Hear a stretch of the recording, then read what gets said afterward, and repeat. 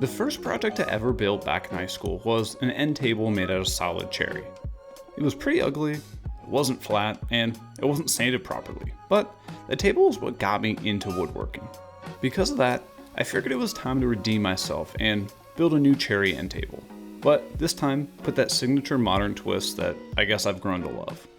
This is 5/4, which is really 1 inch thick, cherry stock that I picked up from my local lumberyard. And what you've seen me do so far is break down the boards into more manageable but still oversized pieces. I usually will get my lumber planed and jointed at the store, but I was in a little bit of a rush, so I had to joint the edge myself with my track saw just to remove those rough edges.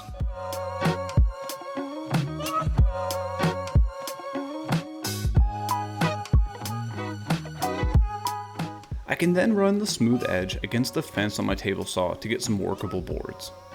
I'll start by laying out the boards that will make up the tabletop, and make a couple marks while I add some dominoes.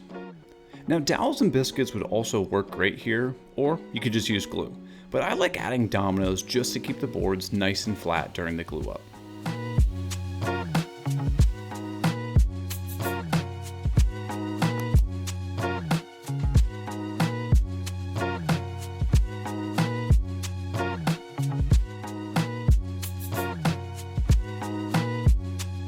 With the panel glued up, I quickly knock down any rough spots or glue stains with the sander, and then trim the tabletop to its final size using my table saw and my DIY crosscut sled.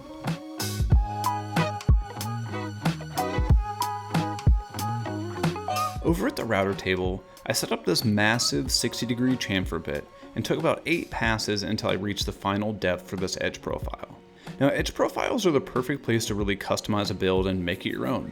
Don't have this specific bit I'm using? No problem. A 45-degree chamfer bit or even a roundover bit here would be a great choice too. Just be aware that removing a lot of material with a router produces a lot of dust. Like a lot.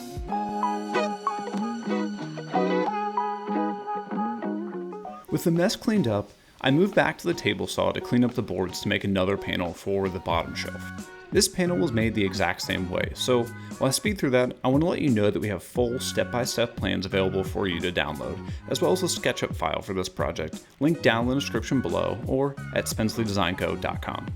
In those plans, you'll find detailed cut lists, dimensioned pieces, and in-depth instructions on every single step, including full color diagrams in an instantly downloadable PDF. So check it out if you're interested in making the table.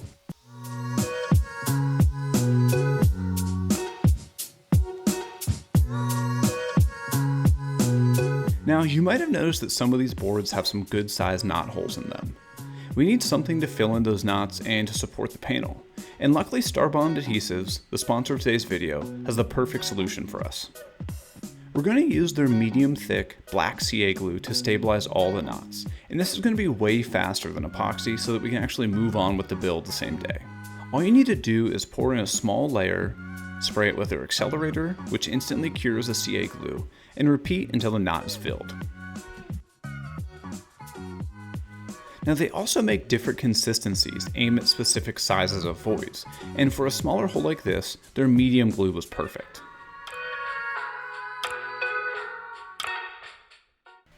After just a few seconds, I came back with a random orbital sander to smooth it all out, and I can move on to making the leg template. That template is going to be made from some 1/2 inch thick MDF, but another sheet good like plywood would also work.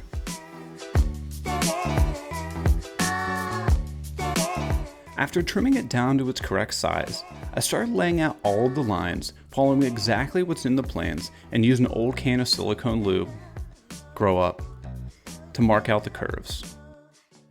Just like you've seen me do before, I used the track saw to make all of the straight cuts, and then took care of all the curves with a jigsaw. And shout out to my sister who got us this new jigsaw so we don't have to use that old one from the 90s anymore. This thing is a huge improvement and it's still a super cheap model. With the template cut out, I quickly finalized the shape with a little bit of sanding and we were all set. Or you could just skip all those steps and buy a CNC and have it make the template for you. Alright, so moving on, with the template finished, I grabbed some more of those rough cut cherry pieces from before and trimmed them down to a slightly oversized width and marked out a 20-degree cut on one end. These pieces are going to make up the bottom portion of each of the legs. And after aligning the cut marks to the edge of the scrap piece of plywood, I screwed down some reference blocks to hold the pieces in place. This allows me to easily make a cut, pop one piece out, and place another one in to get the exact same angle cut. And whenever I do this, I like to start by removing the bulk of the waste and then coming back to finalize the cut with a very light pass.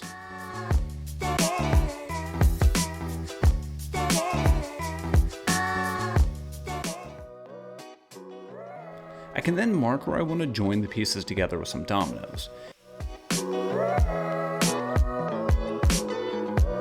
And clamping angled pieces like this is next to impossible, but I'll link to a video where I show you how to make these super simple clamping blocks. With the lower legs together, I can work on attaching the upper legs. I first set the template down just to double check that everything fits, and then I can mark where to insert another domino. And again, dowels would also be a great solution here if you don't have access to a domino.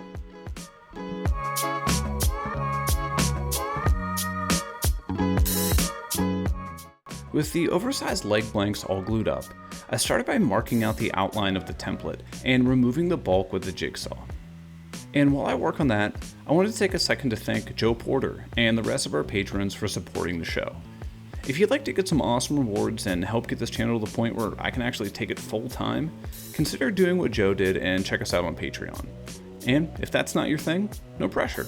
I'm just happy that you're here enjoying these free build videos that I make. Once the leg is roughed out, I need to stick down the template so that we can transfer the exact shape. Now, double-sided tape is a great method, but I actually ran out. Luckily, there's a super easy trick that you can use CA glue for. Simply lay down masking tape between the two surfaces, add a few drops of CA glue to one surface, spray the activator on the opposing surface, and then press the two together. It will create an instant bond, and then you can move on to routing out the template.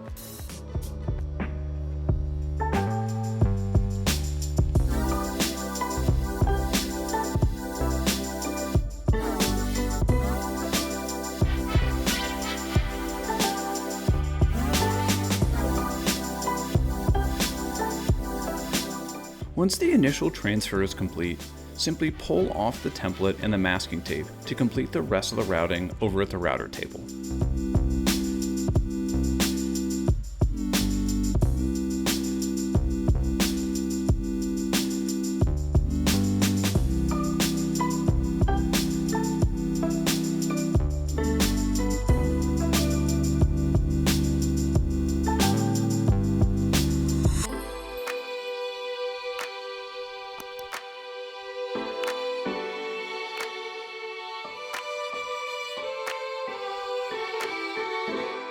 With all that routing complete, I can then cut the leg to their final shape using the track saw.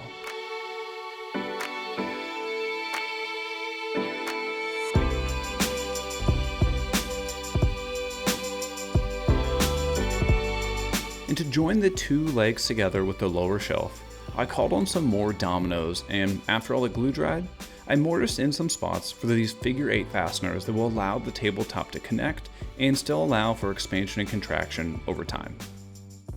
After all that, I threw my Herbie Hancock down, applied some finish, and gave the table a name.